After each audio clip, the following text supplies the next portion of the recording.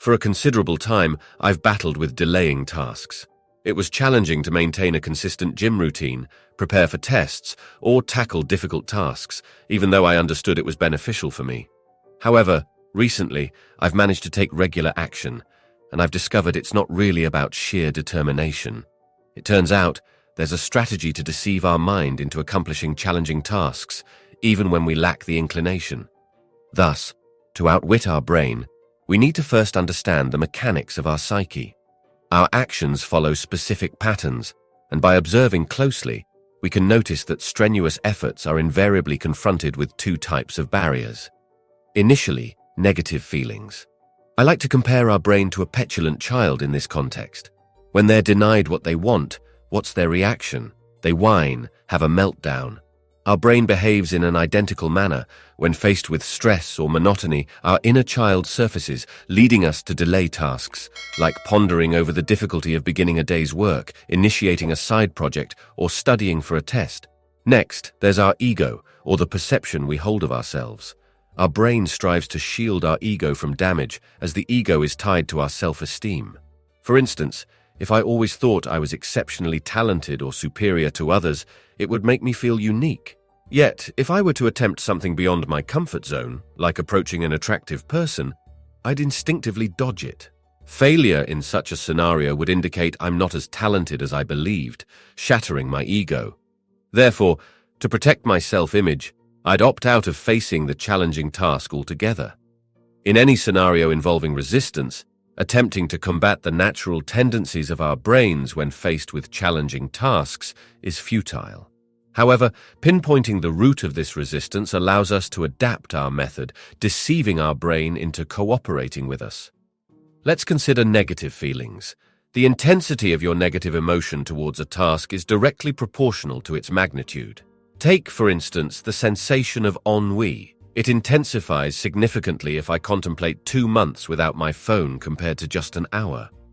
The prospect of composing an entire book instills in me a far greater sense of being overwhelmed than merely writing a single paragraph. Our brains operate in a highly visual manner, estimating the required effort and hardship to achieve the desired outcome. What if, alternatively, we altered the objective? The initial strategy involves convincing yourself to tackle the challenging task for only a brief period. Indeed, you're committing to just a minimal effort.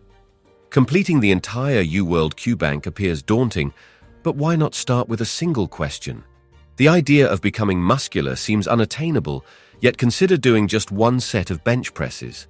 Running a 10K may seem excessively long, but how about a quick jog around the block? James Clear refers to this approach as the 2-minute rule. By reducing the task's perceived importance, the associated negative feelings become less oppressive. Engage in the tough task for a short while, then reassess your feelings. It wasn't too bad, was it? So what would it entail to extend that effort a bit more? Would it be too much to tackle another question or complete another bench press? Segmenting a formidable challenge into smaller, more manageable parts makes it less intimidating, increasing our likelihood of perseverance. An additional tactic that has proven effective for me involves simply preparing to start. For instance, if I'm reluctant to exercise, I'll slip into my workout shorts, lace up my sneakers, and grab my keys. When the prospect of studying feels daunting, I'll open my textbook, set up my study planner, and have my calculator ready. I'm not consciously committing to the task. I'm just initiating the preparation process. Often, just the act of getting ready persuades me that since I've come this far, I might as well proceed. This very scenario unfolded this morning. A telemarketer called, offering landscaping services, amusing, considering I don't even own a home. His pitch was, since I've got you on the line or since you've already shown interest, you might as well go for it, right? This approach genuinely works. Just try it for yourself. Another method to consider is pairing challenging tasks with enjoyable ones, a strategy that works wonders. Think of our brains as petulant children needing the right communication to avoid increased resistance. Imagine babysitting a child who's resisting homework. I'd propose, finish your homework and we can watch a movie of your choice. This technique of batching tasks is tremendously undervalued yet highly effective. During my school years, I would plan outings with friends, conditional upon completing my studies first. Or, I'd only watch anime while working out on the Stairmaster. Look for ways to reward hard work with pleasurable activities. This reduces the negative emotions associated with the task, enhancing the likelihood of its completion. Now let's discuss the role of ego. Our ego, shaped by all our past experiences, defines our identity and molds our perception of reality. Maxwell Maltz, in his book Psycho-Cybernetics, illustrates how our actions, emotions, behaviors, and even capabilities consistently align with our self-image. We are confined to actions that align with our self-beliefs, yet these beliefs are unrelated to the actual task. For instance, my belief in my ability to run a 5-minute mile is irrelevant to the act of running or attempting it. The primary difference lies in the ego's fear of failure, which creates resistance. A technique I use is what I term easing the ego's burden. During my medical school's clinical rotations, I was frequently pushed beyond my comfort zone.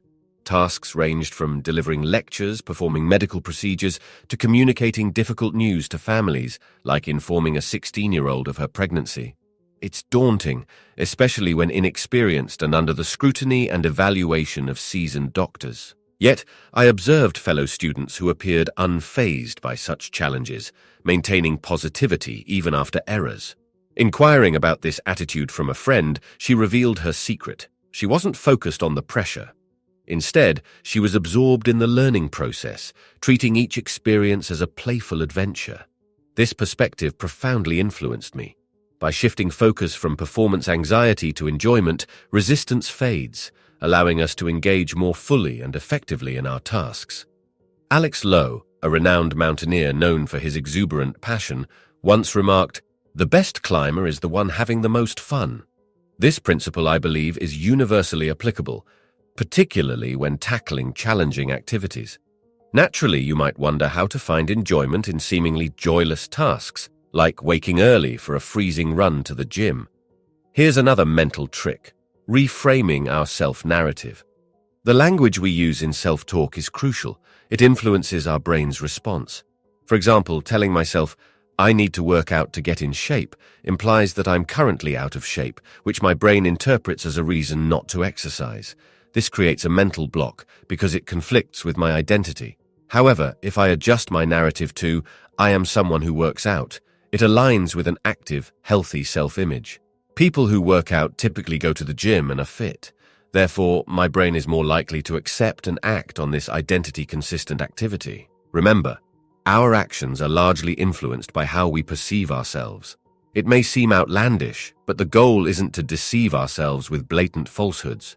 For instance, claiming, "I will establish a billion-dollar enterprise tomorrow," is patently unrealistic. This is where the subtlety of language becomes pivotal.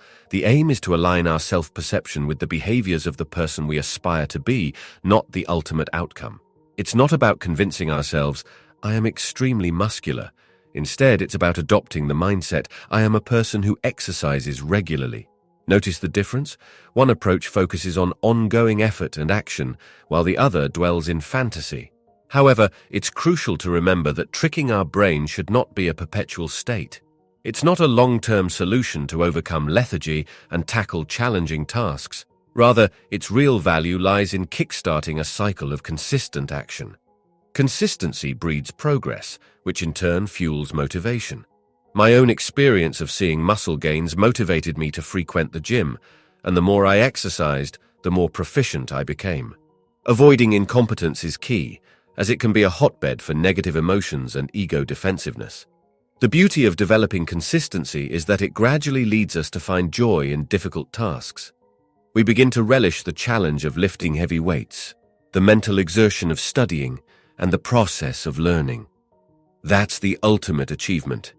I encourage you to try these methods yourself. These are strategies I've used to persuade my brain into embracing tough tasks. If you have other techniques that work for you, feel free to share them in the comments below. I'm eager to learn from them, and I look forward to connecting with you in the next video. Also, don't forget to subscribe to the channel and click the notification bell so you won't miss any future videos. Your support is greatly appreciated, and it helps keep the content flowing. Definitely try these out for yourself. Those are some of the strategies that I use to get myself to do hard things by tricking my brain. If you've got other strategies you use, drop them in the comments below. Let me check them out, and I will see you in the next video.